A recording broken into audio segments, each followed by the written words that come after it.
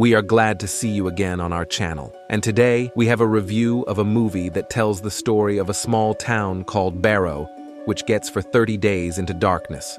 One day, vampires come to town, and the villagers have to fight for their lives. Barrow, Alaska, is the northernmost city in the United States. It is surrounded by 80 miles of impassable off-road traffic. Every winter in this city, 30 days dive into the night. The man stands on the shore and looks at the ship. There is a lot of snow and ice around. He turns and goes towards the city, the last day of the sun.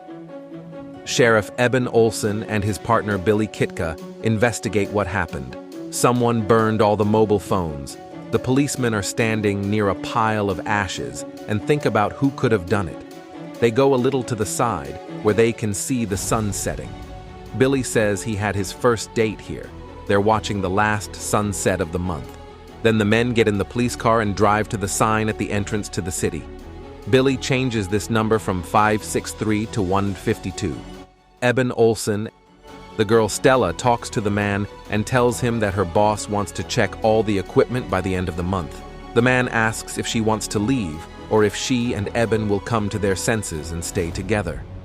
The girl says, "Thank you, I'll go. It's time for the plane." Stella, a lot of people leave because they can't live without the sun for a month. The following scene is shown: dogs bark, and then someone takes all their life with a knife.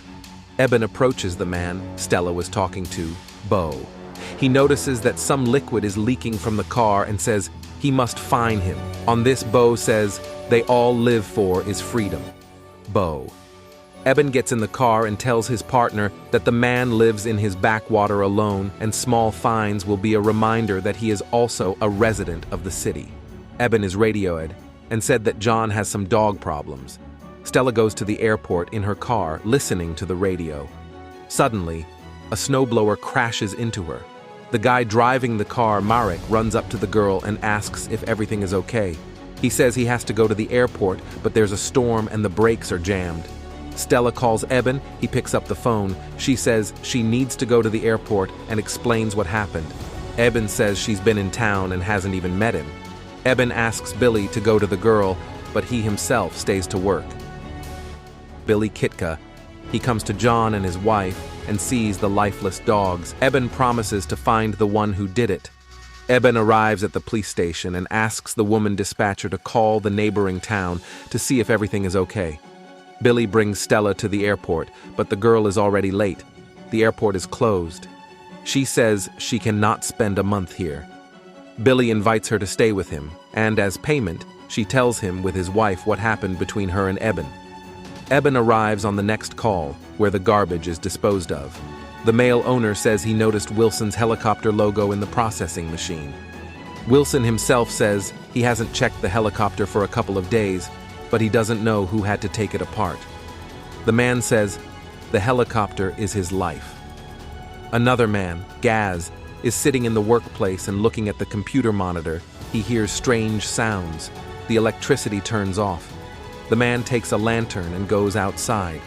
He is surrounded by some creatures that move very quickly and look like humans, vampires. One of them attacks a man and takes his life. At the diner, a stranger talks to a female salesman and curses at her that there is no booze or raw meat as he wishes. Eben enters the diner and tells the man to leave the woman. He approaches the man and tells him to go outside to talk. He becomes indignant, but Stella appears and points a gun at the stranger. The man tries to escape, but Eben twists him and handcuffs him. He asks where Stella is staying and says they talk later. He takes the man away. Stella asks Eben to go with him to the station and see her former colleagues. They arrive at the station. Eben locks the man behind bars. Next scene, two guys and a girl decide who to go home to. One of them is dragged away by vampires and deprived of life. The guy is bleeding.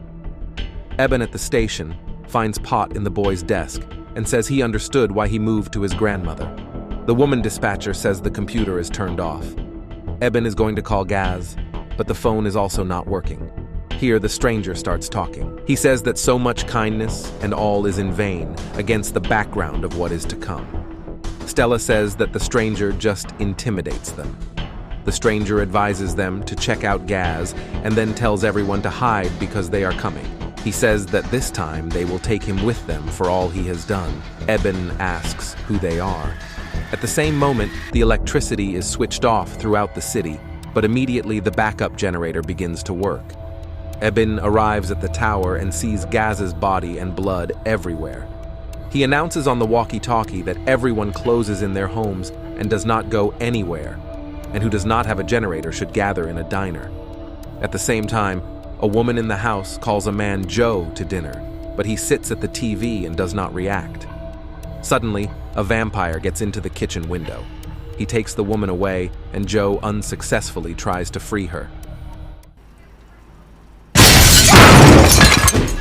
At the station, the stranger says that they will not get out and not be saved. He says that it is cold not because of the weather, but because of death is coming.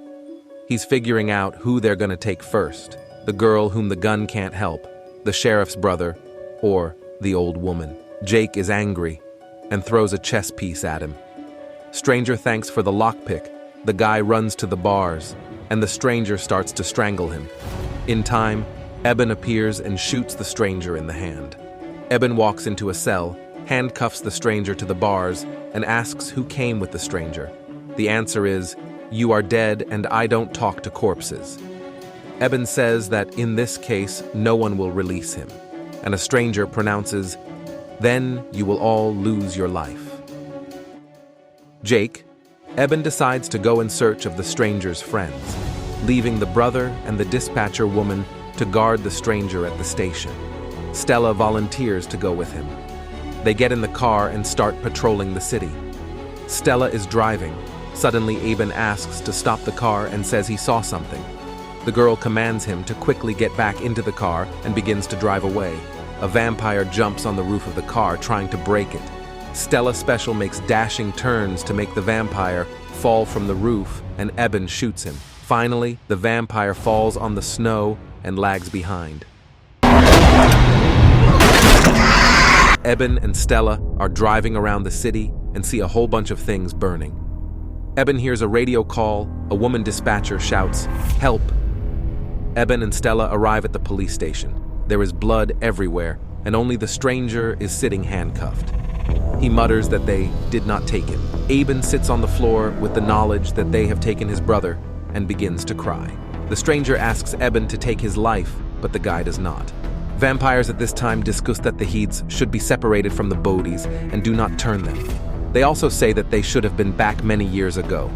The residents gathered at the diner to discuss who it might be, that they shoot them, and they still go ahead. Some suggest that they are just junkies who feel no pain. Jake, who is also here, says his grandmother was killed. Vampires are taking the lives of civilians one by one. They say that humans have no choice, no hope, only hunger and pain. One vampire pierces a man with a blade, and a vampire girl pierces a woman's neck. Vampires go outside and kill everyone indiscriminately. Blood and bodies are everywhere.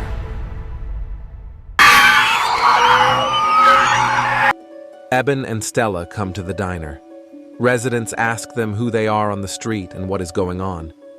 Eben tells people to hide in the attic of Charlie Kelsey's house, and he and Stella get in the car and drive. Their car catches up with the vampires and flips it over. Bo comes to the rescue. Eben and Stella get in his car and drive away. They arrive at a house where the others hide in the attic and go to them. Jake reveals that he saw the vampires eating Helen. Eben says they should sleep in shifts, share the food, and then think about what to do next. He also says that they have advantages. They know the city and are not afraid of the cold. Vampires visit a stranger at the precinct. A male vampire says the stranger did everything he was asked to do, and they will take care of him. A vampire takes a stranger's life. Eben and Stella are talking. The girl says it's good that the guy didn't want a child, because now it would be terrible if they had a child. In the attic, residents spend 7 days On the seventh day, they see through the cracks of the house that a surviving girl is walking down the street. But Eben realizes that she is clearly being used as bait to get them out of their hiding place. Eben goes outside and sees vampires overtaking the surviving girl and taking her life. Eben also notices John Reese under the house and wants to help him. But when a man crawls out from under the house, it becomes clear that he is now also a vampire. The man attacks Eben. The guy shoots first and then cuts off his head with an axe. Then Eben returns to the house in the attic. John Reese's body is found by vampires. After a while, Isaac Belosin, who has a dementia, runs out of cover. His son runs after him despite the fact that Stella stops him. A vampire takes him outside. The weather is bad. A snowstorm begins. Survivors go outside and go to the store. They begin to gather food but see a little vampire girl who attacks Carter. Jake cuts off her head with an axe. Day 18. The survivors are going to the sheriff's station. Eben devises a way to distract vampires by using ultraviolet light at his grandmother's house, which she has to grow plants. People go to the station, but one of them gets attacked by a vampire. The others reach the station, where Stella draws attention to a pool of blood where the stranger was sitting. At the same time, the vampires come to Eben. The guy uses ultraviolet light to defend himself. He directs light at the vampire girl and takes her life. Bo gets out of the hiding place and saves Eben. The man distracts the vampires on himself while Eben gets to the precinct. Eben escapes, but vampires take Bo's life. At the precinct, survivors realize that Carter became a vampire. He was bitten by a girl in a store. The guy asks to be put out of his misery, and Eben has to take his life. Day 27. The surviving residents notice that someone is signaling them from one house, their friend Billy's house, with light. Eben and Stella reach the house, where they find Billy and the bodies of his wife and daughters, whom Billy killed himself. He could not shoot himself because the gun jammed. Eben and Stella take him to the police station. Jake, Dennis, and Lucy went to the Utiri door. Stella follows them there and rescues the girl along the way, another vampire lure. Eben gets there too, followed by Billy. Behind Billy comes one vampire that bites the guy. Eben and everyone else are trying to save him, but the vampire is very strong. Billy manages to push the vampire into a metal crusher, but the guy himself loses his arm and turns into a vampire. Eben takes his friend's life. The last day of darkness. Vampires burn the whole town to keep them from being discovered. Stella and the child she rescued are trapped under a car in the street. Eben realizes that they must be rescued. He transforms himself into a vampire using Billy's blood. Eben goes outside and confronts the most important vampire. There is a fierce struggle between the two, during which Eben manages to defeat and deprive the vampire leader of his life. Seeing this, the other vampires are forced to leave town. Eben doesn't want to be a vampire and go with them, so he stays and looks at the couple of people he could save. 30 days of the night end. The sky begins to fill with sunlight. Eben and Stella meet the dawn at their favorite spot, and at sunrise, the boy loses his life in the arms of his beloved.